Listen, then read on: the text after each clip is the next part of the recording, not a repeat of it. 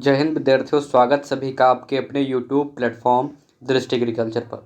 और नेमरा सुंडा book series में उसी के क्रम को आगे बढ़ाते हुए आज के इस लेक्चर में मैं आपको बताऊंगा, चूँकि अभी हमारा बेसिक ही चल रहा है, ठीक है। तो बेसिक में इस लेक्चर में भी हम बेसिक ही चीज़ों के बारे में बात करेंगे जो आपको बेसिक टर्म सामान्यतः सुनने को मिलते रहते हैं। तो ऐसे फिनोमिना, ऐसी घटनाओं के बारे में बात करेंगे जो एग्रीकल्चर से रिलेटेड है, ठीक है। तो ये सबसे पहले देख लेते हैं कंटूर क्या होता है, ठीक है। ये कंटूर चीज़ है क्या। तो यहाँ पर मतलब लिखा है कि एक समान ऊंचाई के बिंदुओं को जोड़ने वाली काल्पनिक रेखा होती है, ठीक है। बेसिकली क्या होता है कि कंटूर जो होती है, कंटूर फार्मिंग से रिलेटेड है, ठीक है। जो पहाड़ों पर हम सीढ़ी नुमा खेती करते हैं तो वहाँ पर बेसिकली कंटूर बनाए जाते हैं, ठीक है। तो कंटूर का एक बेसिकली लाइन है, कैसी है, एक इमेजिनरी लाइन है, ठीक है। जो समान ऊंचाई के बिंदुओं को मिलाने वाली काल्पनिक रेखा होती है, ठीक है। उसके बाद है आइसो बार, ठीक है। आइसो का मतलब समान और बार का मतलब प्रेशर होता है। तो समान वातावरणीय दाब के बिंदुओं को मिलाने वाली काल्पनिक रेखाएं, ठीक है। उससे के बाद आता है आइसोथर्म, ठीक है। समान तापमान के बिंदुओं को मिलाने वाली रेखाएं, ठीक है। उसके बाद आपका आता है आइसो हाइट, इनके समान वर्षा की मात्रा के बिंदुओं को मिलाने वाली काल्पनिक रेखाएं।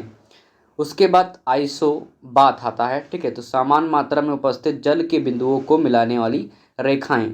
उसी के बाद आपका आता है आइसो हेल्स, ठीक है। समान सूर्य की रोशनी वाले घंटों के बिंदुओं को मिलाने वाली रेखाएं। फिर आता है आइसोटेक, तो समान हवा की गति के बिंदुओं को मिलाने वाली रेखा, यानी कि समान जो चीज़ें हैं उनमें समान बिंदुओं को मिलाने वाली रेखाओं की बात की जा रही है, ठीक है। रिलेटेड जो टर्म है उससे।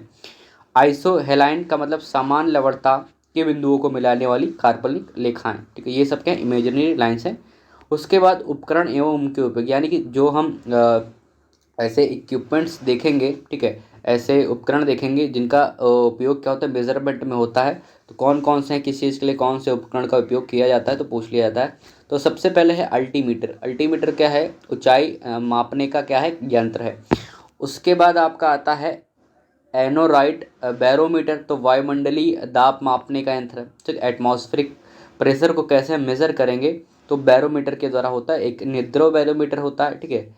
ये है आपका, ठीक है। उसके बाद है क्रिस्कोग्राफ, ठीक है। तो पौधों की वृद्धि मापने का यंत्र इंपॉर्टेंट है। क्रिस्कोग्राफ क्या है, हाइट मेजर करता है किसकी, प्लांट की। फिर उसके बाद है कम्बेल स्टॉक्स, ठीक है। कम्बेल स्टॉक्स क्या है, सूर्य की धूप की अवधि घंटों में ज्ञात करने का यंत्र है। उसके बाद विंड वेन, तो विंड का मतलब हवा से है, वायु से है, एयर से है, तो हवा की दिशा ज्ञात करने का यंत्र है। उसी के बाद आपका आता है एनीमोमीटर, तो हवा की गति नापने का यंत्र है, ठीक है।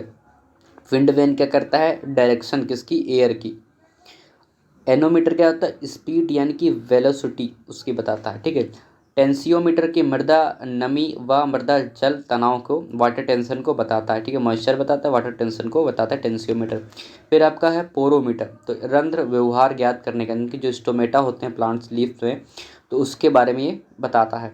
फिर हाइड्रोमीटर, तो हाइड्रो मतलब वाटर से रिलेटेड है, तो तरल अथवा द्रव पदार्थों का आपेक्षिक घनत्व ज्ञात करने के, रिलेटिव डेंसिटी ज्ञात करने के लिए हम हाइड्रोमीटर का यूज़ करते हैं। फिर उसके बाद है हाइग्रोमीटर या साइक्रोमीटर, तो आपेक्षिक आर्द्रता यानी कि रिलेटिव जो ह्यूमिडिटी है उसको हम फाइंड आउट करने के लिए हाइग्रोमीटर का उपयोग करते हैं। उसके बाद आपका डेयरी से रिलेटेड है लैक्टोमीटर, ठीक है। लैक्टोमीटर क्या है कि दुग्ध की शुद्धता ज्ञात करने का यंत्र है, ठीक है। उसमें मिलावट नहीं है। बिटारोमीटर बेसिकली फैट वगैरह के लिए इस्तेमाल किया जाता है। फिर लाइसीमीटर या ईरोमीटर, तो निच्छालन एवं वाष्पोत्सर्जन, ठीक है, नापने का यंत्र है, ठीक है। मैनोमीटर क्या है, जड़ दाब, ठीक है, रूट प्रेशर ज्ञात करने का यंत्र है। फिर आपका है प्लेनोमीटर, तो असमान आकृति या पत्तियों का क्षेत्रफल ज्ञात करने का, यानी कि बेसिकली क्या है, लीफ एरिया, ये इससे हम मेज़र करते हैं। पोटोमीटर उत्सर्जन की मात्रा नापने का यंत्र है। पीजोमीटर पानी की सतह से गहराई तक का नापने का, तो इंपॉर्टेंट है, ठीक है। पीजोमीटर पूछा जा सकता है। पिक्नोमीटर क्या है, मृदा का अपेक्षित घनत्व यानी कि relative density of the soil का, इसे हम फाइंड आउट करते हैं।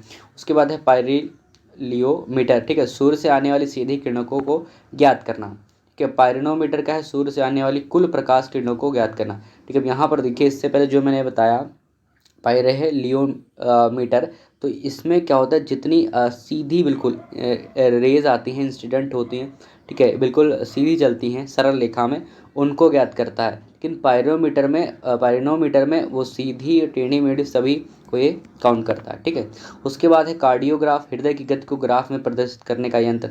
ईसीजी क्या है? हृदय की गति नापने का यंत्र है। गैल्वेनोमीटर से क्या विद्युत धारा नापा जाता है। उसके बाद आपका क्या है कि डायनामोमीटर क्या है? यांत्रिक ऊर्जा को विद्युत ऊर्जा में बदलने का यंत्र है। रेन गेज क्या है? वर्षा नापने का यंत्र है। क्वांटम सेंसर क्या है? प्रकाश संश्लेषण सक्रिय विकिरणों का मापन। ठीक है, उसके बाद कि क्या है?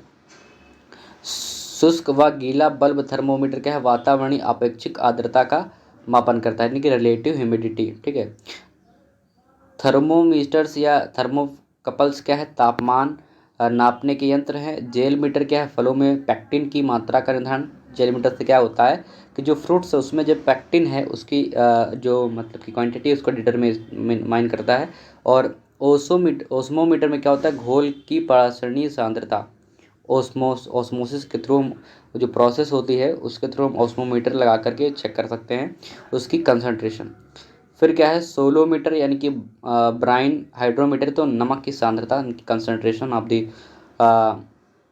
जो साल्ट है उसके बारे में। फिर है ब्रिक्स रेफ्रेक्टोमीटर में क्या होता है कि घुलनशील पदार्थ की मात्रा का निर्धारण होता है। तो इस प्रकार से मैंने कुछ फिनोमिनास बताए, काल्पनिक रेखाओं के बारे में, कंटूर क्या होती हैं, वर्षा की काल्पनिक रेखाएं, हवा की, सबके बारे में बताया। कुछ जो महत्वपूर्ण यंत्र हैं जो पूछे जाते हैं, ठीक है, वायु का यंत्र क्या है, ठीक है, जल का कैसे मापन करेंगे, रेंज गेज, ठीक है, तो इन सभी चीज़ों के पोटोमीटर क्या है गया, तो इन सब चीज़ों के बारे में मैंने बताया। मिलते हैं नेक्स्ट टाइम, तब तक के लिए थैंक यू, जय हिंद, धन्यवाद।